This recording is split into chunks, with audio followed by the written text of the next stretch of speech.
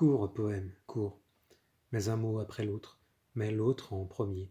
Qu'il ait donc le privilège de parler, de retourner la bouche d'habitude si affamée qu'elle n'y laisse rien au festin du jour.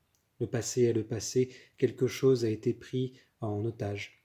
Il y a démêlé, en adjoignant les mains à l'effort d'écrire, comme une prière sans église, un avenir sans mare de café.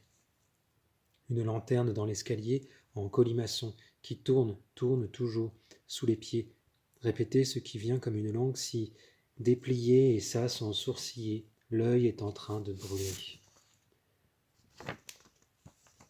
The past is something that was taken, held hostage, ou quelque chose comme ça, à démêler, en lisant l'avenir dans le mar de café. Non. Un avion trace une ligne blanche dans le ciel bleu. Un appartement bourgeois où le parquet reflète la lumière, toiles arrachées au mur.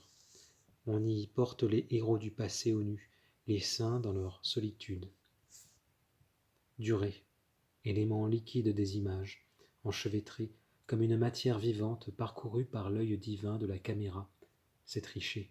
Un champ, le vent dans les arbres, un enfant blessé, une carte, une photographie. Souvenir de guerre, un fils meurt.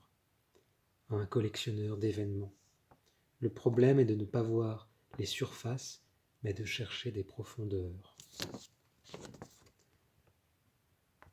Accolé à un arbre, l'homme dort. L'arbre est décharné, autrefois massif. Il est arrivé au bout de ce qu'il peut. C'est un arbre centenaire qui a vu défiler les hommes. L'homme est jeune, il doit avoir 30 ans. On lui voit la poitrine qui se soulève, le souffle est régulier. La peau est brunie par le soleil, mais aujourd'hui, le ciel se couvre d'incompréhension, de stupeur, lent tempo. Il cherche la tombe de sa mère dans une ville étrange où il n'a jamais mis les pieds. Il demande où est la tombe. Personne ne sait. À la fin, il décide qu'il n'y a pas besoin de tombe. Il n'y a pas de mère, juste des mots. Ils disent qu'il faut savoir qui on est et ce qu'on veut. Mais je suis une énigme pour moi-même. Un réalisateur, des ratures, 21 000 calories à brûler par l'exploration des terres.